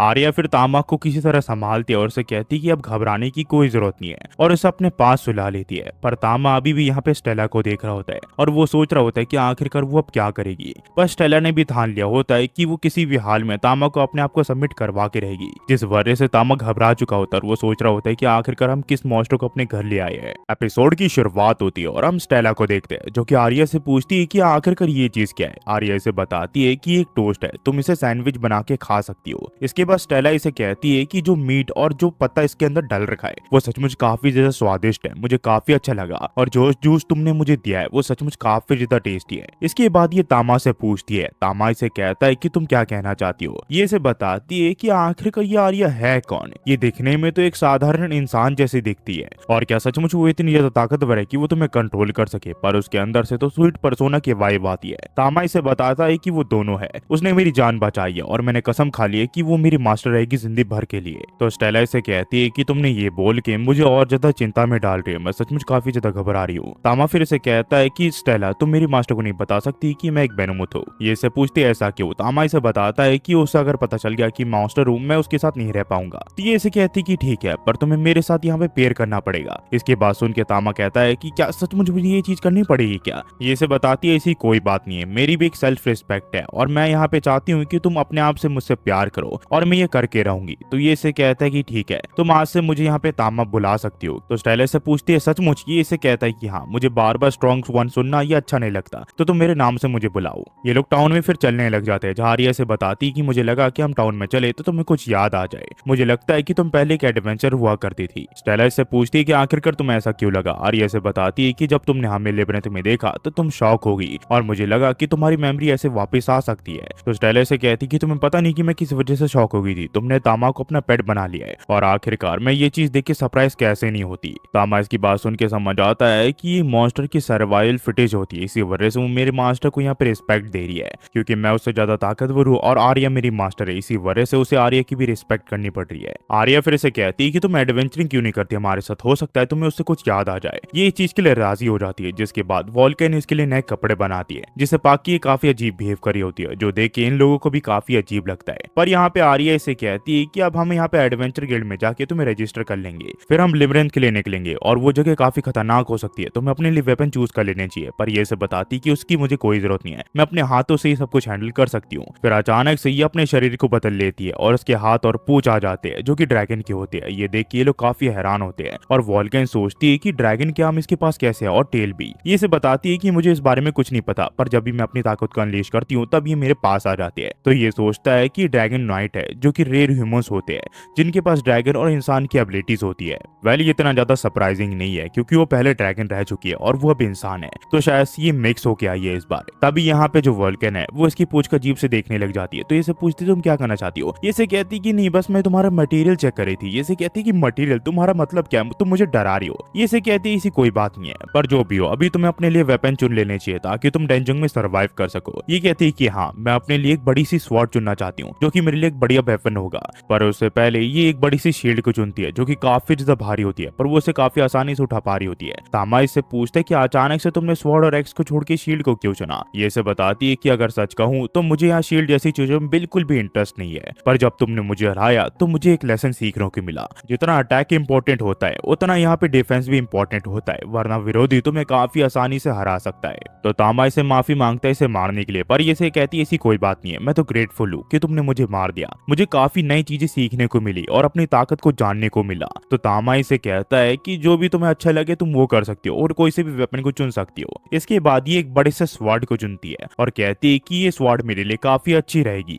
ये सब फिर यहाँ पे लेबरिंथ के लिए निकल जाते हैं और हम देखते हैं स्टेला काफी ज्यादा एक्साइटेड होती है। वही यहाँ पे आर्या तामा को कह रही होती है कि प्लीज यहाँ पे स्टेला का ख्याल रखना। वो इसे कहता है कि हाँ जरूर। फिर यहाँ पे स्टेला जो है वो इनको छोड़ के आगे निकल जाती है और ये लोग उसे आवाज लगाते हैं। पर कुछ ही देर में यहाँ पे इसे एक गॉब्लिन को ग्रुप दिख जाता है जो कि खाना पका रहा होता है और स्टेला इन्हें देख के कहती है कि चलो अब लड़ाई शुरू करते हैं, और ये तीनों रेडी हो जाते हैं इनसे लड़ने के लिए। पर तभी स्टेला अपने यहाँ पे पंजों को निकाल के इन गॉब्लिन्स के ऊपर हमला कर देती है और इन्हें यहाँ पे तुरंत ही मार देती है। ये देख के तामा, आर्या और वॉल्कन काफी हैरान होते हैं क्योंकि उसने अपने विना स्वॉर्ड का यूज किए इसे मार दिया होता है। उतने में एक गॉब्लिन पीछे से इसके ऊपर हमला कर रहा होता है, पर स्टेला उसे देख लेती है और उसका यहाँ पे भरता बना देती है। ये देख के तामा मन में कहता है कि इसमें कोई शक नहीं है कि वही अर्थ ड्रैगन है जिसे मैंने मारा था। वही आर्या इन दोनों को बताती है कि हमें शायद से उसके साथ इंटरफेयर नहीं करना चाहिए, क्योंकि जो चीज वो कर रही है शायद से वो उसकी लॉस्ट मेमोरी से रिलेटेड हो, तो अच्छा यही रहेगा कि वो अकेली रहे। शायद से उसने हमेशा से यहाँ पे अकेले ही लड़ना सीखा है, इसी वजह से वो अकेले इन मॉन्स्टर्स को मार रही है। वॉल्कन कहती है कि तुम सचमुच काफी अच्छी हो आर्या। आर्या कहती है ऐसी कोई बात नहीं है। ये फिर से कहती है कि मुझे और लड़ना है, मुझे और भी ताकतवर मॉन्स्टर से लड़ना है। तो वॉल्कन इसे बताती है कि तो फिर अच्छा ये रहेगा कि हम ऊपर वाले फ्लोर में चले जाए ताकि हम तुम्हारी कितनी ताकत ताकत है ये जान सके, पर उससे पहले तुम्हें अपनी स्वॉर्ड को यूज करना सीखना चाहिए। ये इसे कहती है ऐसी कोई बात नहीं है, मैं यहाँ पे सबसे ज्यादा ताकतवर हूँ, तो कोई भी मॉन्स्टर मुझसे यहाँ पे चाह कर भी नहीं जी सकता।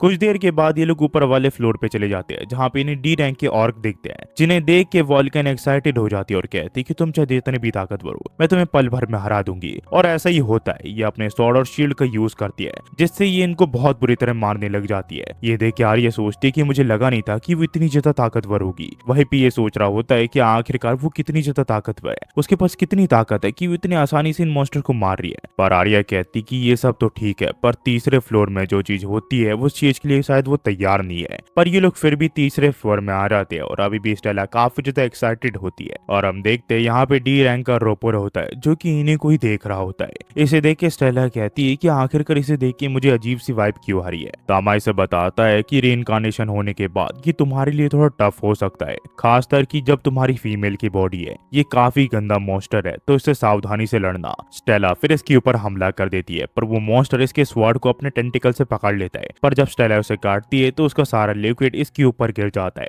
और ये देख के स्टेला बेकाबू हो जाती है और इस मॉन्स्टर के ऊपर हमला करने लग जाती है और कहती है कि आखिरकार तुमने मेरे साथ ऐसा क्यों किया। तामा समझ जाता है कि वो यहाँ पे डेस्परेट हो चुकी है और वो अपने कंट्रोल में नहीं है, तो वो यहाँ पे अपने मैजिक का यूज करके, जो कि उसने इसी मॉन्स्टर से लिया था, वो उसका यूज करके सभी लोगों को साइड कर देता है और उसी के साथ उस मॉन्स्टर को पकड़ लेता है। फिर ये वाटर जेट मैजिक का यूज करके इसके ऊपर हमला कर देता है, जिससे ये मॉन्स्टर मारा जाता है। इसके बाद ये स्टेला को समझाता है कि मैंने उस मॉन्स्टर को ठिकाने लगा दिया, अभी तुम्हें घबराने की कोई जरूरत नहीं है। तामा फिर से पूछता है कि तुम्हें क्या हो गया था, तुम इतने कमजोर मॉन्स्टर से अपना होश कैसे खो सकती हो। ये इसे कहती है कि तुमसे लड़ने के बाद मुझे कुछ अजीब चीजें हो गई है, जो कि मुझे खुद भी नहीं पता। ये इसे बताता है कि मैंने तुम्हें मारा है, तो मेरा ये कोई भी हक नहीं बनता है कि मैं तुम्हें ये कहूँ, पर फिर भी प्लीज डरो मत, मैं तुम्हारे साथ हूँ, तुम्हें डरने की कोई जरूरत नहीं है। उतने में वॉल्कन इसे कहती कि मुझे माफ कर दो, मैंने तुम्हें वहाँ पे अकेला भेजा जबकि हमें सब कुछ पता था। वो इसे कहती है इसकी कोई बात नहीं है। तामा फिर इसे कहता है कि मैं तुम्हारा साथ देने के लिए तैयार हूँ, तो तुम्हें इंसानों की तरह लड़ना चाहिए, ना कि एक ड्रैगन की तरह।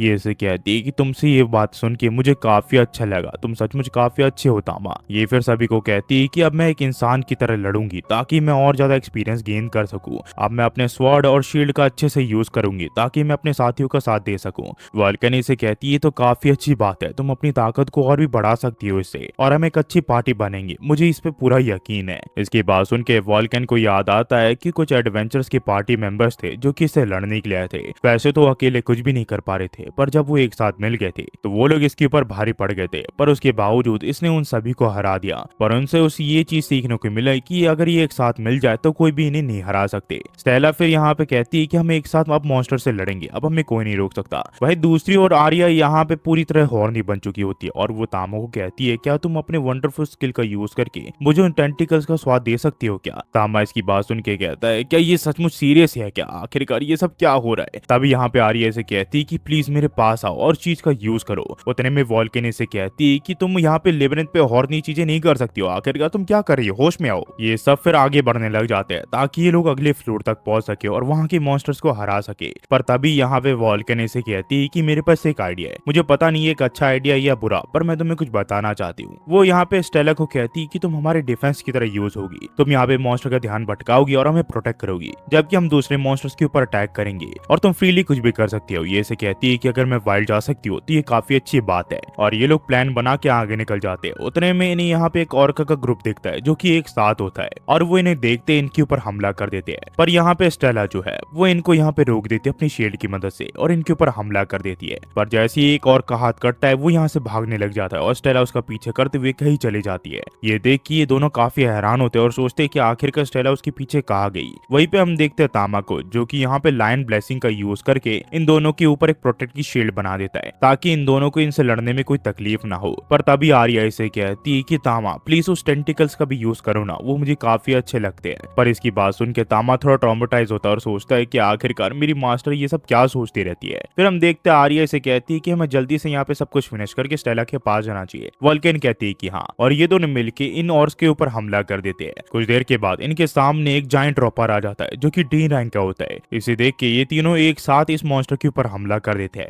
और कुछ ही पलों में उस मॉन्स्टर को हरा देते हैं, और एक साथ काम करने की वजह से इन तीनों को काफी अच्छा लगता है। ये लोग फिर उसी जगह पे आ जाते हैं जहाँ पे मॉन्स्टर नहीं आ सकते। यहाँ पे ये लोग रुक के नहाने का फैसला करते हैं, पर यहाँ पे तामा सोच रहा होता है कि आखिरकार एक लड़की मुझे यहाँ पे नहाते वक्त वक्त कैसे कंट्रोल कर सकती है। पर असल में तो तामा को ये चीज करते हुए काफी ज्यादा मजा आ रहा होता है। पर यहाँ पे स्टेला थोड़ा जेलस हो जाती है क्योंकि यहाँ पे तामा सिर्फ आर्या के साथ ही खेल रहा होता है। इसी वजह से वो अपने बलून से इसके ऊपर लगा देती है और इसे कहती है कि अब मैं भी यहाँ पे तामा के साथ खेलूंगी। पर आर्या इस चीज के लिए मना कर देती है और वोल्कन सोचती है कि पहले से ये बिल्कुल उल्टा हो रहा है। दरअसल ये सभी यहाँ पे बहस कर रहे होते हैं कि तामा की वाइफ कौन बनेगी। तभी वोल्कन इन्हें समझाती है कि हम तीनों ही लीगली यहाँ पे तामा की वाइफ बन सकती है क्योंकि हम तीनों ही उसे पसंद करती है। पर ये दोनों इस चीज के लिए राजी नहीं होती है और इन दोनों की बहस में तामा को ये लोग हवा में उड़ा देते हैं। हम फिर कुछ देर बाद देखते हैं जहाँ पे ये लोग आर्नोल्ड के यहाँ पे आ जाते हैं और आर्नोल्ड से पूछता है क्या ये तुम्हारी नई दोस्त है क्या। ये से बताती है कि हाँ, हम इसकी यहाँ पे एज एडवेंचर रजिस्टर करवाने के लिए आए हैं। ये कहता है ये तो काफी अच्छी बात है, पर उससे पहले मैं तुम सभी को किसी से इंट्रोड्यूस करवाना चाहता हूँ। ये एक आदमी होता है जिसका नाम रेस होता है और ये एक मर्चेंट टाइप का इंसान होता है। ये इन्हें बताता है कि मैं मिस आर्या के पास एक रिक्वेस्ट लेके आया हूँ।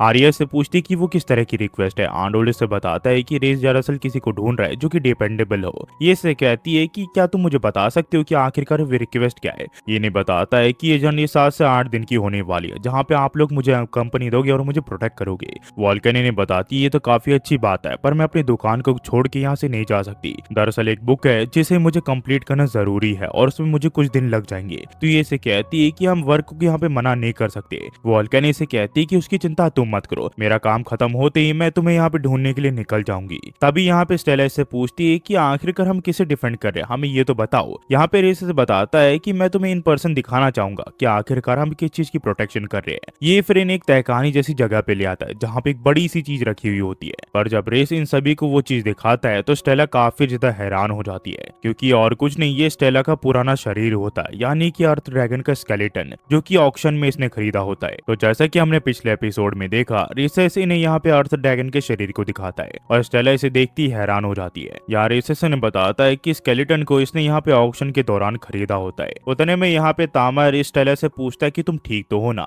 ये इसे बताती है कि इस शरीर को देख के मुझे वो पल याद आ रहा है जब तुमने मुझे मारा था और मुझे सचमुच काफी अच्छा लग रहा है, मेरा दिल काफी जोर से धड़क रहा है। इसकी बात सुन के तामा समझ आता है कि ये बिल्कुल ठीक है। उतने में यहाँ पे आर्नोल्ड आ जाता है जो कि आर्या को कहता है कि जाने से पहले मैं तुम्हें कुछ देना चाहता हूँ और ये होता है एक मेटल की चीज जो कि ये दर्शाता है कि यहाँ पे ये बी रैंक में प्रमोट हो चुकी है। ये चीज देख के वॉल्कन काफी खुश होती है और वो आर्या को कांग्रेट्स करती है। वो इसे कहती है कि तुम्हारा शुक्रिया। फिर ये लोग अगले दिन निकल जाते हैं रेसेस के साथ ताकि वो उसे प्रोटेक्ट कर सके और वॉल्कन यही रुक जाती है। पर वो उन्हें बताती है कि उसका काम खत्म होते ही वो उनका साथ देने के लिए आ जाएगी। पर कुछ ही देर के बाद कुछ मॉन्स्टर इनके ऊपर हमला कर देते हैं, पर आर्या, स्टेला और तामा मिलकर इन मॉन्स्टर्स को हरा देते हैं और अपने सफर को जारी रखते हैं। फिर हमें कुछ समय बाद दिखाया जाता है जहाँ पे जो रेसेस होता है वो इनके लिए फ्लावर लाता है। वो इसे यहाँ पे आर्या को देता है। वो इसे बताता है कि लिलीज है जो कि वैली की यहाँ पे मिलता है और ये काफी सुंदर है। रेसेस ने बताता है कि ये फ्लावर मेरी फियांसे एलिजा का सबसे फेवरेट फ्लावर है। जब मैं जवान हुआ करता था तो ये फ्लावर मैं हमेशा अपनी फियांसी के लिए लेके जाया करता था, उसे ये काफी ज्यादा पसंद थे। इसकी बात सुन के आर्या से कहती तो फिर आप लोग यहाँ पे शादी करने वाले हो क्या। ये इसे कहता है कि हाँ, तुम ऐसा कह सकती हो। ये फिर इससे पूछते है कि आखिरकार आप उस ड्रैगन स्केलेटन का क्या करने वाले हो। रेसेस ने बताता है कि दरअसल एक मर्चेंट है जो कि मेरा दोस्त है जिसने हाल ही में यहाँ पे रेयर मटेरियल इकट्ठा करना शुरू किया है, उसे ये काफी ज्यादा पसंद आएगा। और हाँ, मैं तुम्हें एक और चीज बताना चाहता हूँ, मुझे शक है कि यहाँ पे ग्रेट वॉर शुरू होने वाला है। इसकी बात सुन के तामा को उस आदमी की बात याद आती है जिसने कहा था कि जब ताकतवर लोग जागेंगे तो दुनिया में तबाही मच जाएगी। तामा समझ जाता है कि उसके कहने का मतलब क्या था। रेसेस फिर इन्हें कहता है कि हम ग्लैडस्टोन कल तक पहुंच जाएंगे तो आज हम यहीं पे रेस्ट करेंगे। ये लोग फिर रात को यहीं पे सो जाते हैं, पर तामा को बाहर से कुछ अजीब चीज होने की एहसास होता है तो वो बाहर चले जाता है। और जब वो बाहर जाके देखता है तो ये देखता है कि आसपास काफी धुंध होती है और कुछ अजीब सी चमकीली चीजें जो है वो पूरे जंगल में फैल चुकी है। उसे समझ नहीं आता ये सब क्या है। उतने में आर्या को भी होश आ जाता है और वो सोचती है कि आखिरकार ये सब चल क्या रहा है। उतने में यहाँ पे रेसेस भी उड़ जाता है जो कि इन्हें कहता है कि मुझे लगता है कि यहाँ पे एक नया लेब्रिंथ फॉर्म हो रहा है, इसी वजह से हमें जितनी जल्दी हो सके उतनी जल्दी इस जगह से निकलना चाहिए, वरना हम यहाँ पे फंस के रह जाएंगे। ये लोग फिर अपना सामान पैक करके यहाँ से निकलने लग जाते हैं ताकि ये लोग यहाँ पे फंस ना जाए। पर डेंजुंग को फॉर्म होते देख आर्या कहती है कि हम कुछ समय के बाद इस जगह को एक्सप्लोर करने के लिए आएंगे। ये लोग फिर उस जगह से बाहर निकल आते हैं और यहाँ पे रेसेस ने कहता है कि अब सब कुछ ठीक है और अगर तुम लोग चाहो तो तुम उस डेंजुंग को जाके एक्सप्लोर कर सकते हो। इसकी बात सुन के आर्या इस चीज के लिए इसका शुक्रिया करती है और स्टेला और तामा को लेके ये लोग यहाँ पे इस डेंजुंग को एक्सप्लोर करने के लिए निकल जाते हैं। पर जाते हुए तामा इसके ऊपर यहाँ पे लाइन की ब्लेसिंग दे देता है ताकि आर्या को कोई चोट ना पहुंचे। ये देखने के बाद आर्या इसका शुक्रिया करती है। वहीं पे स्टेला यहाँ पे रैम्पेज के लिए रेडी हो चुकी होती है। इसे देख के यहाँ पे आर्या को एक बात याद आती है जो कि वॉल्कन ने इसे कही थी। इसे एक लेटर दिया होता है जिसमें लिखा होता है कि अगर स्टेला एक साथ काम करेगी तो वो प्रॉमिस करती है कि वो तामा को उसे यहाँ पे होल्ड करने के लिए देगी। इसके बाद सुन के यहाँ पे स्टेला बिल्कुल सीधी हो जाती है और इसे कहती है अगर ऐसी बात है तो मैं एक साथ काम करने के लिए तैयार हूँ। पर तभी इन्हें कुछ अजीब सी आवाज आती है जो कि इन्हें अपनी तरफ बुला रही होती है। उतने में यहाँ पे एक रोशनी आ जाती है जो कि इन्हें कहीं ले जाने लग जाती है, पर उस रोशनी का पीछा करते हुए इनके सामने एक जायंट एप आ जाता है जो कि सी रैंक का होता है। पर इसे देखते ही यहाँ पे स्टेला इसे अपनी तरफ भटकाने लग जाती है ताकि यहाँ पे आर्य सही मौका देख के इसके ऊपर हमला कर सके, और तामा इस चीज के लिए इसकी तारीफ भी करता है। इसके बाद आर्य इन मॉन्स्टर्स के ऊपर हमला कर देती है और एक एक करके इनको मार गिराती है।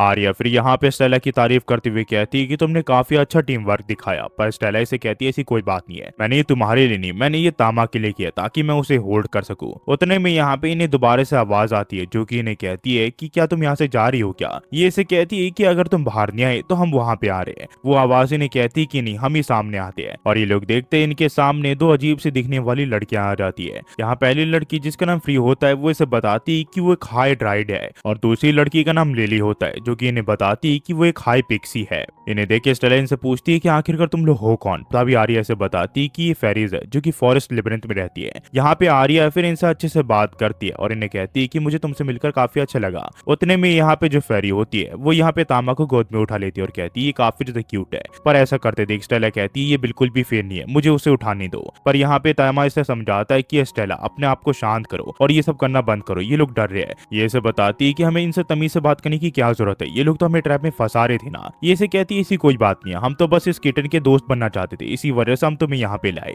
इसके बाद हम देखते हैं फेरी यहाँ पे कुछ अजीब चीजें करने लग जाती है जिस वजह से शरीर चमकने लग जाता है। कुछ ही देर में इनके सामने एक ट्रेजर चेस्ट आ जाता है जो कि आर्या को दे देती है और इसे बताती है कि मुझे लगा ही था कि तुम इसी चेस्ट को ढूंढने के लिए यहाँ पे आए हो। आर्या जब उस चेस्ट को खोलती है तो इसे एक पोशन का बोतल मिलता है जो कि काफी ज्यादा रेयर होता है दिखने में। ये इसे कहती है कि तुम दोनों का शुक्रिया मुझे ये देने के लिए। फेरी इसे कहती है ऐसी कोई बात नहीं है, पर यहाँ पे और भी ऐसे काफी सारे चेस्ट है जो कि तुम्हें काफी आसानी से मिल सकते हैं। लिली फिर इन्हें बताती है कि अगर तुम्हें बड़ा चेस्ट चाहिए तो तुम्हें यहाँ पे एक पेड़ में लगी हुई चाबी को निकालना पड़ेगा, पर वहाँ पे मधुमक्खियां है, उन मॉन्स्टर्स को हरा के तुम्हें उस चाबी को लेना पड़ेगा ताकि तुम उस दरवाजे को खोल सको। हम तुम्हारे लिए विश करते हैं, और ये लोग इन्हें चेयर करने लग जाते हैं। उतने में ये तीनों मिलके यहाँ पे इन मॉन्स्टर्स के ऊपर हमला कर देते हैं। तामा यहाँ पे एयर हॉलिंग का यूज करता है ताकि मधुमक्खी को यहाँ पे होश ना रहे, और वहीं पे आर्या अपने वेपन का यूज करके इन्हें मार गिराती है। तभी फेरी और लिली यहाँ पे तामा को पकड़ लेती है और उसे कहती है कि तुम काफी ज्यादा क्यूट हो और साथ ही साथ ताकतवर भी। तभी यहाँ पे आर्या से पूछती है क्या ये कि किसी ट्रेजर चेस्ट को ओपन करता है क्या।